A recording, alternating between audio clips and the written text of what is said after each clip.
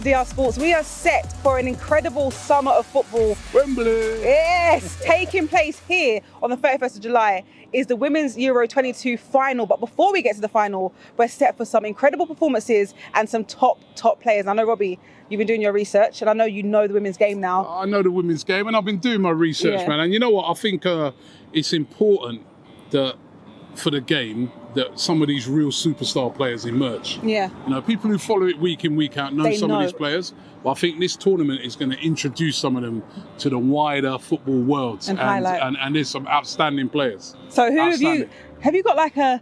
I've got a list, man. I've got a list of players that we should watch out for. I've got a list on my phone and I'm starting off with one of our own. Okay. If you're an Arsenal fan. Yeah. It's Vivianne Miedema. Of course. What a player. Of course, she's playing for the Netherlands. I wish she was English, man. She is an outstanding player, striker. She's broken all sort of records for Arsenal, for her country, and she's going to be chomping at the bit to do well. Of course, she plays her football in this country, just signed a new contract with Arsenal as well. I think this could be the tournament where Vivianne Miedema, you know, introduces herself beyond, you know, all the people who follows women's football and emerges as a real superstar. And I was watching a video with her the other day, the humble beginnings that she's come from. I love that. Vivianne Miedema, it's your time to shine. I mean, if you didn't know her name already, you're definitely going to know it this summer. 100%. I back that. You give me one now. So one player that I mean, most people would know this player too, KATOTO from PSG. I mean, any player that's played at a top level club, Champions League football, is always going to be a player to watch out for. And she has been on, I know PSG didn't get as far as they wanted to, they got to the semi-final in Champions League, but she has been instrumental to their season. She scores goals, she's physical, she's fast, and she's everything that you want in a player for your team. So for France, KATOTO, definitely, I'm sure you'll see on the score sheet and help with France progress out of their group as well. Yeah, great player, but I've got someone better than that. Okay. ALEXIA PUTELLAS. Of course, Ballon d'Or winner. Ballon d'Or winner. How can she not be on the list? She is going to be the player dominating the midfield for Spain. Yeah. And by the way, I think Spain have got a great chance of winning this. Yeah. You know, we see the all-conquering Barcelona team, although they didn't win the so close. They didn't win the Champions League final for the ladies, but she is the player that influences that team, and I'm really excited to see her play. It's a shame because it was at Hermoso's, the other one. Yeah. That she's not, unfortunately, she's not going to make the tournament. That's a shame. Yeah. But I think Putella. Again, Putellas. this is for the Spanish, Putellas. Putellas. I'm probably not saying it right properly, but it's Putellas. I know my accent is terrible. Should know Alex for this one, Alexia because he can speak Spanish. But you know what? I think that again, this is another player. There's some women who play right, and I think if she was male, she'd be one of them players like 300 grand a week, and that sort of thing. And she's one of those players. So really excited to see her play. Definitely. Now, who else you got? I mean, I didn't want to be too England based, but I can't not mention. There's actually a couple forward players, but I'm going to go with one, and she might be on your list too. Lauren Hemp.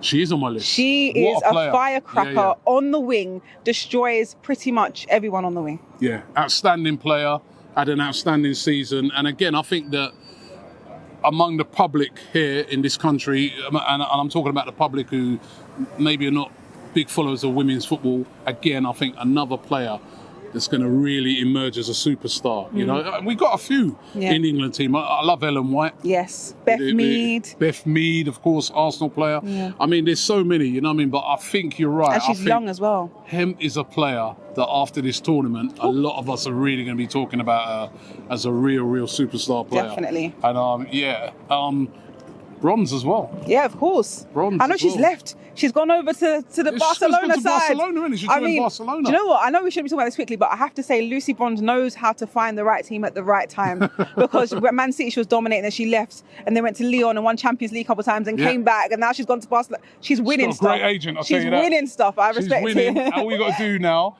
Lucy, is win the Euros as well, right? Put that in your collection. That's the main one, please. I mean, imagine if they win that here. I mean, it'd be amazing. And all of those players will be just written in folklore. Yeah, they'll all be legends, won't they? Yeah. All right, let me give you another player. Let me go back to my list again, right? So because you took my Laura Hemp, right? Sorry, I've got another good one. But I've got one for you. Ada HEGERBERG. Hegerberg. done it again, my pronunciation. But again, Norway international, outstanding player. There was a lot of talk that she wasn't going to come to the tournament because she stopped playing for them before. She was really upset at one time, saying that, you know, she didn't think they were taking women's football seriously enough in Norway, and she stopped playing. But she's back in the team now. Norway have got a shout for this as well, and she is one outstanding player. Honestly, I know she you know is the GOAT. I mean, I've had the luxury, the players that you've mentioned, I've had the luxury to watch them play live football many times, and she's one of those players that when you watch her, you're actually mesmerised. The way she finds the ball, whether it's in the air, she just knows how to score goals. She knows how to find space. She knows how to, she's just incredible all round, and it's going to be exciting to watch her play for Norway. Ada Hegerberg, I call her the GOAT. I mean, and I know we call Viv the GOAT, but honestly, Hegerberg, Ballon d'Or winner too as well. Ballon d'Or winner too. Previously. All right, give me another name. So the next player I have, I mean, I don't want to get slated because I always feel like I mispronounce her name all the time. But JONSDOTTIR from Wolfsburg.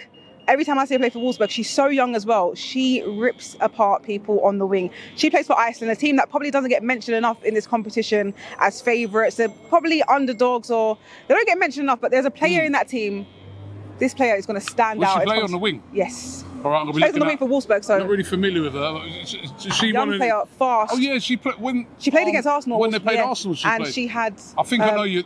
Yes, I know you. She had Noah Moritz in her back pocket. Yeah. She looked a decent player. Well, you'll be able to pronounce her name right by the end of the tournament. By the end of the tournament, I'll know how to say her name. We all will, because she's going to put Iceland on the map. All right. Looking out for her. But I've got one more for you, right? That I'm surprised you haven't actually said her name. Okay. Right. Pernille Harder. Of course. Do you know why? Pernille Harder, captain of Denmark. She's an outstanding player, right? Pernille Harder, and you know, she's a captain of Denmark, and I think she's going to be a big player. Plays for Chelsea, of course. Yes, but mate, do you know what? I'm astonished I didn't mention her name, but do you know what it is?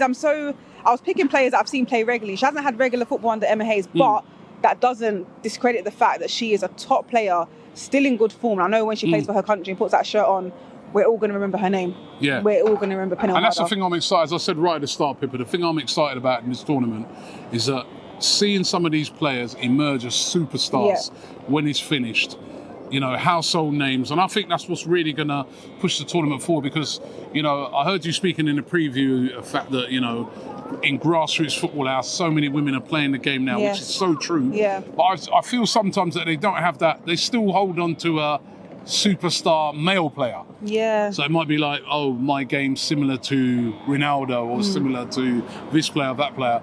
I think after this tournament, they might be saying, well, I play similar to Pernille Harder. Yes. Or PUTELLAS. Yes. Or I'm like a MIEDEMA type, or HEMP, you know what I mean? Oh, I'm solid at the back like Millie Bright. You know what I mean? So yeah, you know what I mean? So listen, I'm so looking forward to the tournament. We're going to be covering it here on DR Sports. You're our chief host. Oh. Looking forward to it. I can't wait. I can't wait as well. We get your first game kicks off on, is it the 6th of July? 6th of July. All right, but listen, let's hope that England can get the job done. Hopefully. We didn't get a job done. And we came so close. Done in the men's. But now the women have got to take it home, bring it home. We're home. It's home. Playing on Wembley is what dreams are made of for most players that grew up in this country. And to play for England at Wembley, they have to go all the way and bring it home. And I'm not going to sing It's Coming Home. That's what I did with the men's, and it didn't work out. So I'm keeping it low key. But he says that now. He says that now. Come on, England.